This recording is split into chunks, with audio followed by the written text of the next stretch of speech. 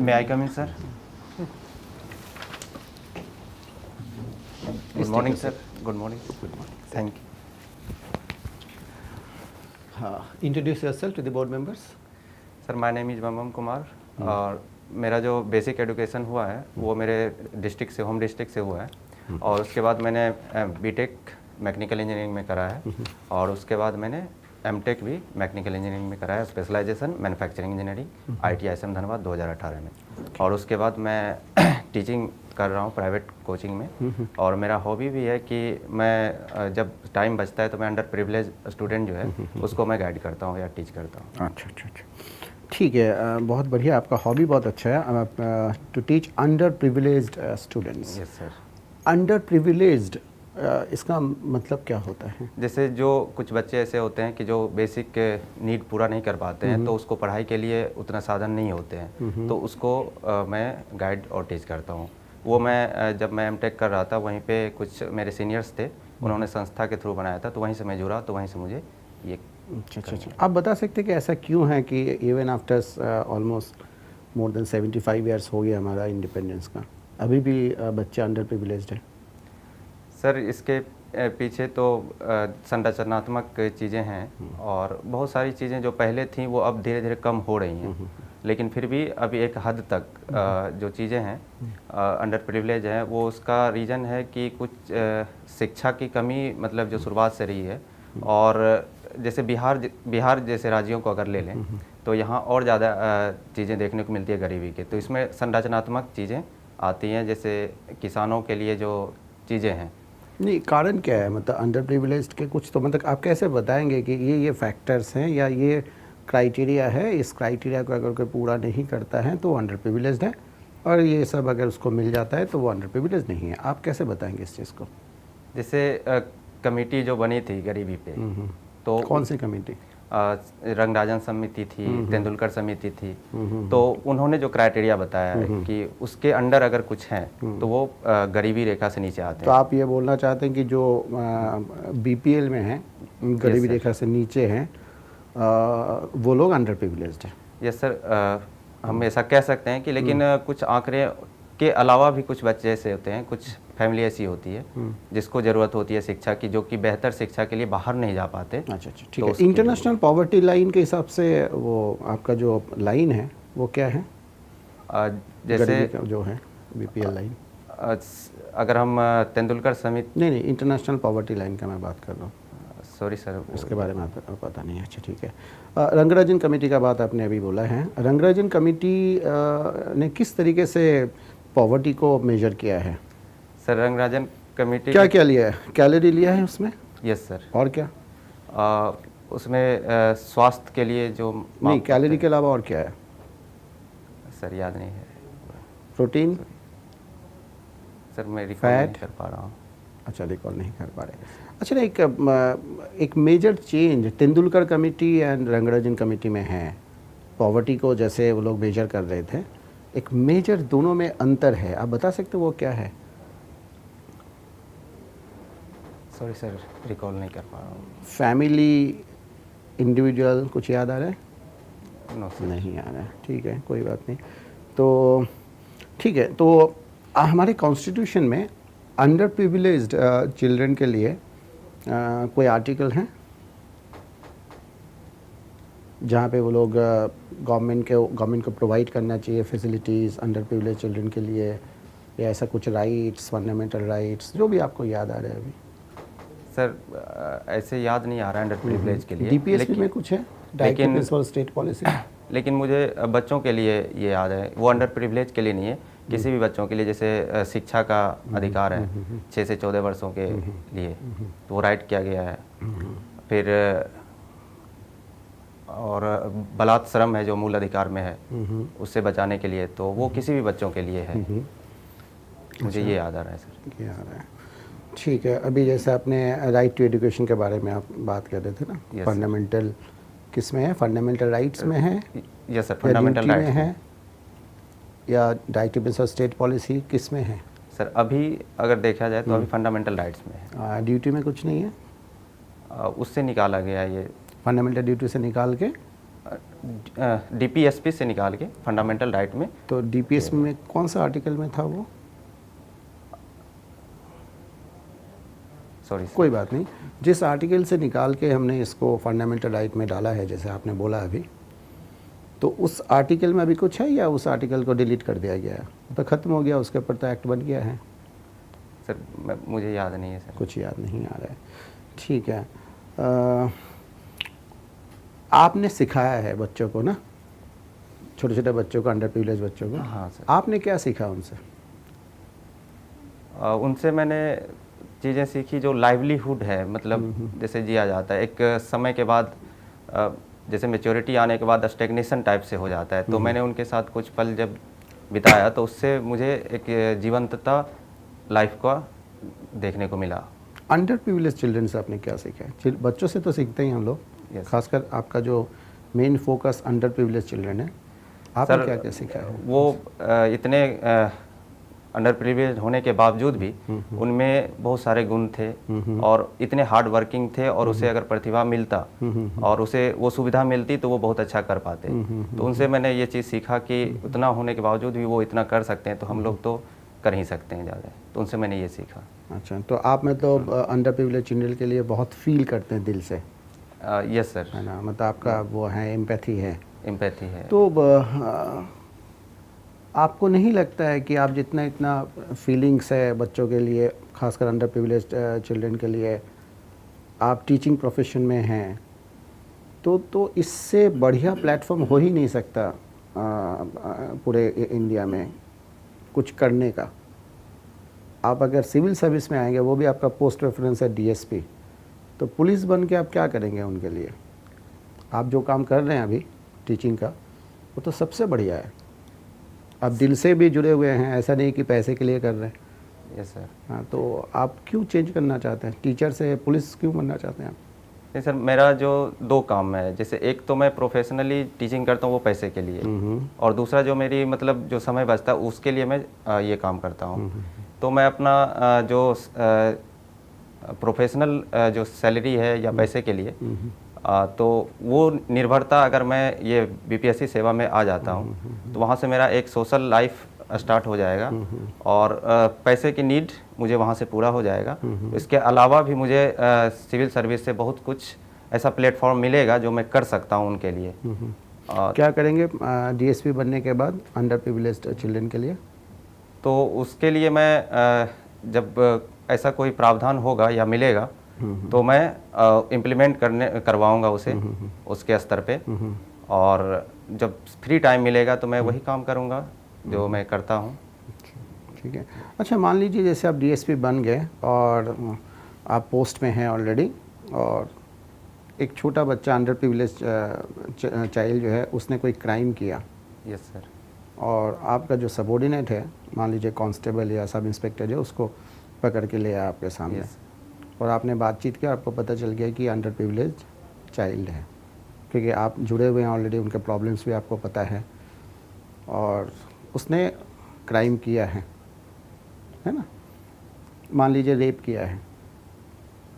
अब आप क्या करेंगे उसके साथ? कैसे उस बच्चे को ट्रीट करेंगे आप? सर, अगर वो बच्चे माइनर हैं तो फिर उसके लिए जो संवैधानिक प्रावधान है उसके थ्रू मैं जाना चाहूँगा, और जैसे बाल सुधार गृह है। नहीं, वो अंडर प्रिविलेज्ड है, मतलब मैं वो चाइल्ड नहीं बोल रहा हूँ, माइनर तो सभी हैं। एक तो है प्रिविलेज्ड सर और एक अंडर प्रिविलेज्ड। दोनों में क्या ट्रीटमेंट है, डिफरेंस आएगा, या दोनों को एक जैसे ट्रीट करेंगे आप? सर, दोनों को अगर संविधान के थ्रू अगर गिल्टी हैं तो दोनों के लिए एक ही जैसा बिहेव तो किया फिर जाएगा। फ़ायदा क्या हुआ? आपने इतना क्लोजली आपने देखा बच्चों को, अंडर प्रिविलेज्ड है और एक प्रिविलेज्ड बच्चा है, तो दोनों में तो अंतर है ना। इसको सब कुछ मिलता है, उसने क्राइम किया, और एक को कुछ नहीं मिलता है, उसने क्राइम किया। सर, जैसा आपने कहा कि रेप, तो रेप बहुत ही हीनियस क्राइम है, तो उसके लिए अंडर प्रिविलेज्ड और प्रिविलेज में कोई अंतर नहीं हो सकता है। तो संवैधानिक प्रावधान के अनुसार ही हमें उसके साथ ट्रीटमेंट करना पड़ेगा। फिर वहाँ पे हमें दोनों को एक जैसे ट्रीट करेंगे। इमोशंस लाने की जरूरत नहीं। तो आर्टिकल 14 में जैसे है, unequal should not be treated equally, equal should not be treated unequally, वो तो गड़बड़ हो जाएगा फिर। ये दोनों तो अनइक्वल है ना, एक प्रिविलेज्ड है, एक अंडर प्रिविलेज्ड है। अनइक्वल्स को आप एक जैसे ट्रीट कर रहे हैं? सर लेकिन मुझे जहाँ तक लगता है माइंड ऑफ स्टेट जो है, जो क्राइम है वो क्राइम के इंटेंसिटी पे डिपेंड करता है वो क्या है। तो वो ऐसा क्राइम है कि जिसमें कि प्रिविलेज हो या अनप्रिविलेज हो, हम उसे अलग तरह से ट्रीट नहीं कर सकते, संवैधानिक तरीके से ही जाना पड़ेगा। अच्छा ठीक है, 2 बच्चा है, एक है 12 साल का और एक है 5 साल का, दोनों ने ही क्राइम किया है, दोनों का एक जैसे ट्रीट करेंगे? सर यहाँ पे मुझे लगता है कि मुझे उसके स्टेट ऑफ माइंड को देखना पड़ेगा। 5 साल के बच्चे के लिए उसका सॉरी सर। अच्छा कोई बात नहीं, ठीक है। आप इतिहास आपने ऑप्शनल यस सर। ये कब डिसाइड किया आपने कि आपको सिविल सर्विसेज में ही जाना है, इस फील्ड में आना है? सर जब मैं एमटेक कर रहा था तो उसके बाद की चीज़ें थी कि मैं रिसर्च में जा सकता था, तो लेकिन मैंने इसे चूज किया कि मुझे फाइनेंशियली ये होना था, इंडिपेंडेंट होना था। उसके लिए मैंने टीचिंग फील्ड चूज कर लिया। तो उसके बाद फिर जब पैंडेमिक आया तो उसमें मुझे लॉट ऑफ टाइम मिल रहा था कि टीचिंग के अलावा भी मैं कुछ कर तो सकता ये था। आप जो बीटेक एमटेक के उससे आप फाइनेंशियली इंडिपेंडेंट नहीं हो सकते थे क्या? जॉब नहीं मिल सकती थी? सर जॉब मिल सकती थी, टीचिंग इज मतलब लाइक जॉब ही था मेरे लिए। क्यों इतना टेक्निकल डिग्री, फिर इसका मतलब अच्छे से पढ़ाई नहीं कर रहे थे आप? नहीं सर, मैंने तभी तो पढ़ाई आपको भी किया है, कॉन्फिडेंस नहीं है। अच्छे बीटेक स्टूडेंट किया भी रहा आपने, है मैं। एमटेक किया और फिर कह रहे हैं कि you are unsure about your job, कि क्या पता मिलेगा कि नहीं मिलेगा। नहीं सर, टीचिंग ही मेरा जॉब था, मतलब मैंने टीचिंग ही चूज किया था। जब चीज़ें मेरे साथ आई थी, जब कॉलेज में प्लेसमेंट के लिए जब आया था तो कंपनी भी आई थी और कोचिंग इंस्टीट्यूट भी थे। अच्छा। तो मैंने टीचिंग ही चूज़ किया था क्योंकि मुझे अच्छा लगता था पढ़ाना। तो इसलिए तो इसके बाद जब जहाँ तक सिविल सर्विस चूज करने की डिसाइड करने की बात आई, तो जब पैंडेमिक आया तो चीज़ें मेरे पास था ऑप्शन कि मैं कुछ पढ़ सकूं या कर सकूं, तो वहाँ से मुझे ये लगा कि मैं एक बार इसको ट्राई करूं। अच्छा, आप इतिहास के कौन सा पोर्शन है जो आपको ज़्यादा, जैसे एंशिएंट है, मेडिएवल है, मॉडर्न है, उसमें ज़्यादा इंटरेस्ट आपको किस फील्ड में अच्छा लगता है आपको? वैसे सर मुझे तीनों ही अच्छे लगते हैं। तो कोई विशेष ऐसा नहीं है नहीं प्रेफरेंस? सर, तीनों अच्छा ही। तीनों अच्छे लगते हैं। अच्छा, मॉडर्न्स के लिए कुछ मॉडर्न हिस्टोरियंस का नाम आप बताइएगा। जैसे सॉरी सर, याद नहीं आ रहा अभी। मॉडर्न हिस्टोरियंस का एक भी मॉडर्न हिस्टोरियंस का नाम नहीं मालूम? नाम याद आ रहा है लेकिन वो नहीं कर पा रहा हूँ कि मैं मिडावल के हैं या मॉडर्न के हैं। जैसे डीके चक्रवर्ती आ रहे हैं नाम, रोमिला थापर हैं जो मॉडर्न के हैं, ये मुझे पता है। श्योर है कि Sure रोमिला है, थापर रोमिला मॉडर्न थापर। के Yes, ही sir. हैं? अच्छा, कोई बुक का नाम बताइए उनका। उनका अशोका के पे एक बुक आई थी। तो फिर मॉडर्न का कैसे हो गया? वो रिवाइज्ड बुक था जो इधर हाल फिलहाल में आया। पहले वो की थी, उस पर लिखी थी, अब रिवाइज्ड बुक की आया था। अब Romila sorry, Thapar modern historian है या मॉडर्न हिस्ट्री की बुक लिखते हैं, पढ़ाते हैं या लिखते हैं? सॉरी सर, मैं कंफ्यूज हो रहा हूँ यहाँ पे। अच्छा, कंफ्यूज हो रहा है। अच्छा, रामचंद्र गुहा का नाम सुना है आपने? यस सर, वो क्या है? वो हिस्टोरियन हैं। उनके विषय में कुछ बताएंगे आप? No sir. अच्छा, ध्यान नहीं आ रहा है। अच्छा, बुद्धिज़्म तो आपने पढ़ा होगा। तो महापरिनिर्वाण का मतलब क्या होता है? सर बुद्धिज़्म में महापरिनिर्वाण का मतलब होता है कि जैसे ये वर्ड स्पेसिफिकली यूज हुआ था जब भगवान बुद्ध जब मृत्यु प्राप्ति हुई थी, तो उसी को महापरिनिर्वाण कहा जाता है। अच्छा अच्छा। तो भगवान बुद्ध का जन्म कहाँ हुआ था?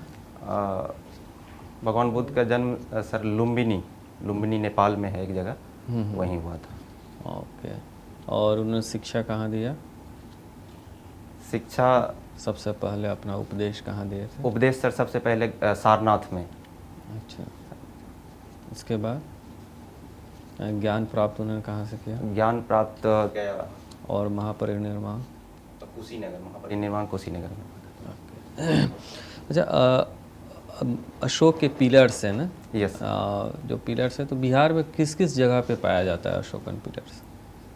अशोक के पिलर्स को अगर बेसिकली देखा जाए तो पश्चिमी चंपारण इसके लौरिया नंदनगढ़, लौरिया पूर्वी चंपारण, लौरिया अरराज और इस जगह पे देखने को मिलते हैं। और रामपुरवा भी देखें तो इधर बिहार और नेपाल के बीच में है। मतलब हम कह सकते हैं कि जैसे लौरिया अररोज जो है वो बिहार में है, रामपुरवा शायद नेपाल में हो। जो बिहार में जो पिलर्स जो पाए जाते हैं उनके कैपिटल कैसे हैं? कैपिटल समझ रहे हैं ना, जो सबसे ऊपर जो बना रहता है चित्र किसी पशु पक्षी या जानवर का जो बना रहता है।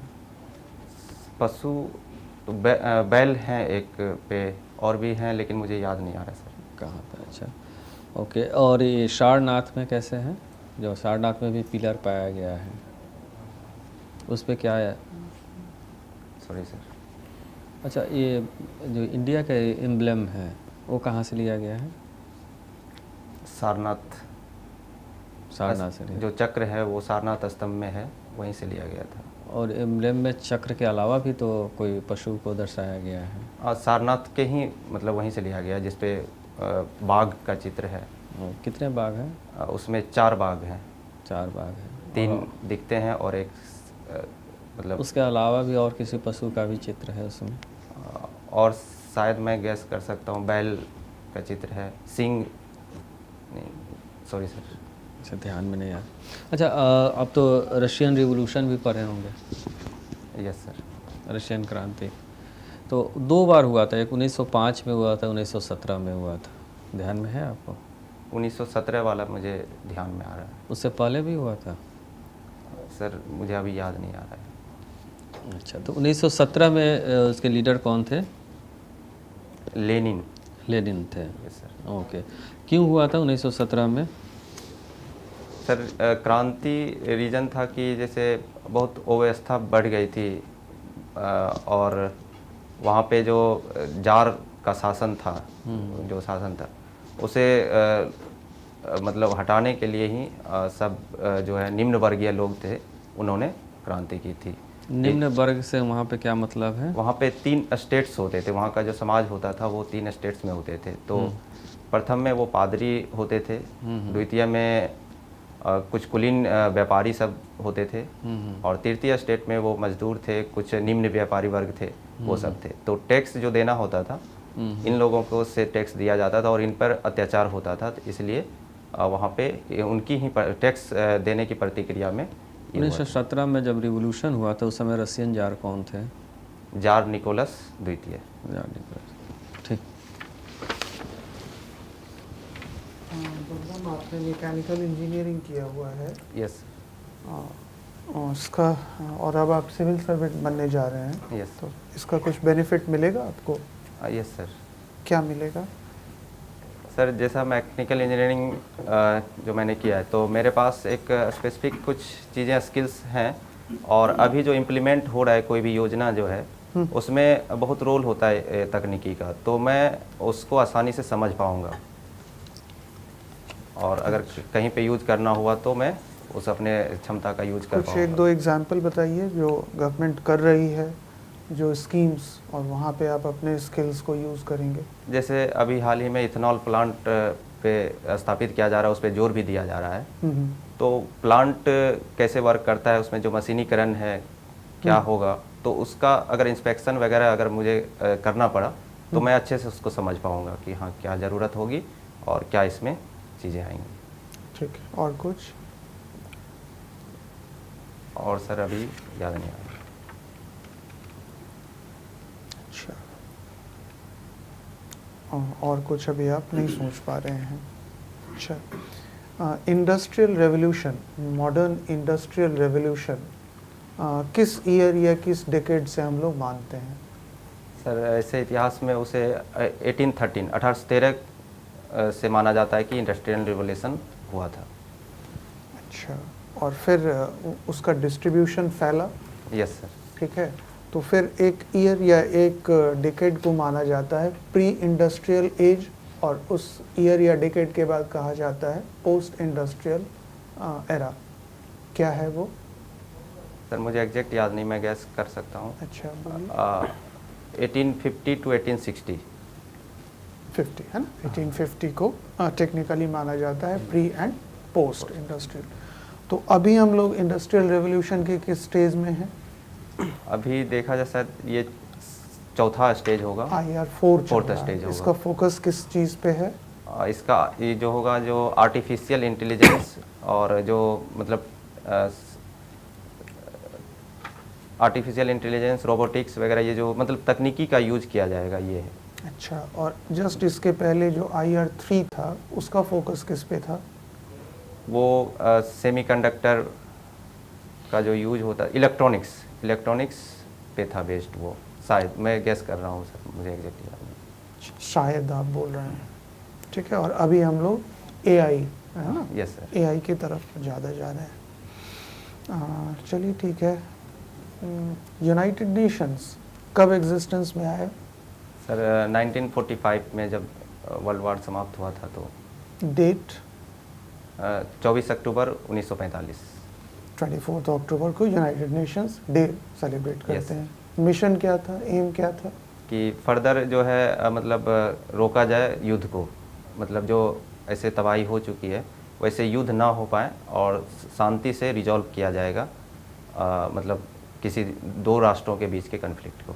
अच्छा, तो क्या ये ग्लोबल लेवल पे first of its kind organisation था फॉर ग्लोबल पीस, या इसके पहले भी कुछ था?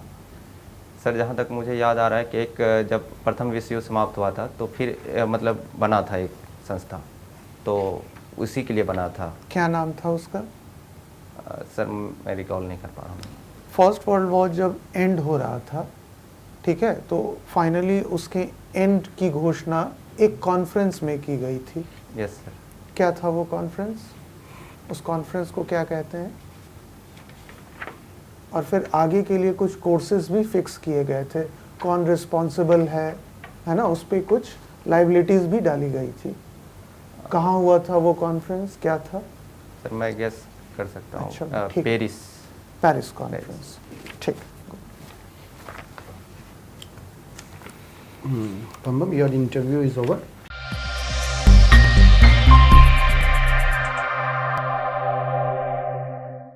ठीक है, कैसा लगा आपको? सर लग रहा था कुछ भी बोल रहे हैं, मतलब पूछ कुछ रहे हैं, बोल कुछ और रहे हैं, ऐसा लग रहा था मुझे। नहीं, you are a good candidate, ठीक है। Your mannerism and everything is good, है ना। The way you are expressing everything is good. Certain improvements are required. एक तो जैसे थॉट में क्लैरिटी चाहिए, है ना। मतलब आपका, आप बोल रहे थे टच हो रहा था बट थोड़ा इधर उधर हो रहा था। प्रॉपरली मतलब थॉट में जो क्लैरिटी लाना है, खासकर जैसे आपने लिखा ना under privilege students, under privilege children, इस टाइप के जब आप लिखते हैं, स्पेसिफिक कर देते हैं आप, है, तो उसमें फिर, क्योंकि नॉर्मली क्या होता है वो हॉबी से इसलिए पूछते हैं कि कैंडिडेट को थोड़ा सा रिलैक्स करने के लिए। Yes sir. स्ट्रेट अवे वो शायद आपका हिस्ट्री में नहीं जाएंगे, या आपका जो भी बैकग्राउंड है मैकेनिकल इंजीनियर, उसमें भी शायद बाद में क्वेश्चंस पूछेंगे। आपको रिलैक्स करने के लिए हॉबी से क्वेश्चन पूछा जाता है। Yes. ये स्ट्रैटेजी रहता है हम लोग को नॉर्मली, है ना। तो जब आप लिख रहे हैं अंडर प्रिविलेज्ड, तो इस वर्ड का क्या मीनिंग है, Yes, आप sir. कैसे बोलेंगे कि इसकी अंडर प्रिविलेज्ड है, ये प्रिविलेज्ड है, यस सर। है ना। इसके बारे में थोड़ा सा नॉलेज होना चाहिए। और जब आप अंडर प्रिविलेज बोलते हैं तो ऑटोमेटिकली एक साइट और ओपन हो जाता है। हाँ। वह आपका कॉन्स्टिट्यूशन हो जाता है, कुछ आर्टिकल्स हैं उसमें, है ना। आप अगर किसी भी कॉन्स्टिट्यूशन का बुक अगर ले लेंगे, जैसे मान लीजिए PM बख्शी अगर आप लेते हैं, जो उसके पीछे आप देखेंगे चिल्ड्रन करके ना, उसमें पेजेस मेंशन है किस आर्टिकल में चिल्ड्रन वर्ड इनकॉर्पोरेटेड है, उसको एक जगह पे कलेक्ट कर लीजिएगा तो थोड़ा सा इजी होगा अगर क्वेश्चन आएगा। थोड़ा इकोनॉमिक्स से ये कनेक्टेड है, हाँ। पॉवर्टी से कनेक्टेड है, Yes. तो उसको थोड़ा सा तैयार कर लेंगे। मतलब हम लोग गेस कर सकते हैं कि अगर ऐसा क्वेश्चन पूछेंगे तो, वैसे तो कुछ भी पूछ सकते हैं वो, बट ये कुछ एरियाज है जो हम गेस कर सकते हैं कि शायद वो पूछेंगे। बाकी जैसे आपका हिस्ट्री में भी मेरे ख्याल से नॉलेज की ज़रूरत है, यस है ना। एकदम बेसिक्स जो है वो आपसे नहीं हो पा रहा था। एंड ओवरऑल वैसे ठीक है परफॉर्मेंस, बट और बेटर होगा। Yes sir. वो नॉलेज के हाँ, बेसिस knowledge पे, के- अपीयरेंस सर ना वो ठीक है, ठीक। सब ठीक है, कोई बात नहीं। जैसे होता है आई कांटेक्ट हाँ वगैरह, हाँ, ये वो सब ठीक, ठीक। नेचुरल है आप ऐसे तो बस ये मतलब नॉलेज के बेसिस पे मुझे काम करना हाँ, है। थोड़ा सा काम नॉलेज रहेगा तो फिर आपकी क्लैरिटी भी आएगी। हम्म। और एक्चुअली होता है ना कि जैसे वो कॉन्स्टिट्यूशनल प्रोविजन से सब जानेंगे, तो जो भी अगर किसी तरह का ओपिनियन बेस्ड क्वेश्चन भी पूछा जा रहा है जैसे, तो उसमें आप सब्सटेंशिएट करेंगे कि ऐसा प्रोविज़न है ये, तो आपको आसानी होगी, आपका क्लैरिटी आएगी आपके जवाब में। और वो डिसीजन मेकिंग पे सर मैं फंस गया, तो वो बच्चे वाले पे, तो उस पर क्या था? हाँ, बेसिकली क्या है ना, आप अगर देखिए डिसीजन मेकिंग का ये है, आप कोई भी डिसीजन ले सकते हैं। हर इंसान अलग अलग डिसीजन लेगा सेम सिचुएशन पे। बात वो नहीं है कि जो मैं डिसीजन लूँगा वही आपको लेना पड़ेगा, that is not the issue. Issue ये है कि आप डिसीजंस कुछ ले रहे हैं, उसके पीछे रीज़न क्या है। मान लो बाहर जाके बाएं जाना है या दाएं जाना है, ये आप डिसीजन लेना है। आपने बोला सर बाएं जाना है, तो क्यों? और बाएं कोई सीढ़ी है नहीं नीचे उतरने का, जाना है दाएं आपका सीढ़ी है, तो रीज़न तो होगा ना, तो बाएं गए क्यों गए। अगर दोनों साइड में सीढ़ी है तो आपके ऊपर है बाएं जाए या दाएं जाए। मैं दाएं जाऊँगा, बाएं जाइए, आप कोई दिक्कत नहीं है। तो डिसीजन मेकिंग का मतलब ये नहीं होता है कि सेम डिसीजन लेना है। डिसीजन मेकिंग का मतलब ये होता है कि अगर आप कोई डिसीजन ले रहे हैं, उसके पीछे कोई वैलिड आर्गूमेंट्स है। जैसे क्रिकेट में होता है, टॉस जीत गए, बैटिंग करना है या बॉलिंग, आप कोई डिसीजन लेंगे ना, तो उसके पीछे रीज़न होना चाहिए ना। अगर पिच ऐसा है, वेदर ऐसा है, स्विंग बॉलर को हेल्प मिलेगा और आपके पास 2-4 अच्छे स्विंग बॉलर है, तो आप फील्डिंग ही लेंगे कि भाई पहले बॉलिंग करेंगे हम, है ना। तो डिसीजन के पीछे लॉजिक होना चाहिए। वो ये एक्सपेक्ट नहीं करते हैं कि जो वो सोच रहे हैं वही आपको बोलना पड़ेगा। और गेटिंग माय पॉइंट। तो उसको माइंड में रख के मत जाना कि डिसीजन वही लेना है जो वो सोच रहे हैं, फिर गड़बड़ हो जाएगा, टेंशन में आ जाएंगे आप। आप कुछ भी बोलते हैं उसके पीछे कोई लॉजिक होना चाहिए, ये चीज़, ठीक है।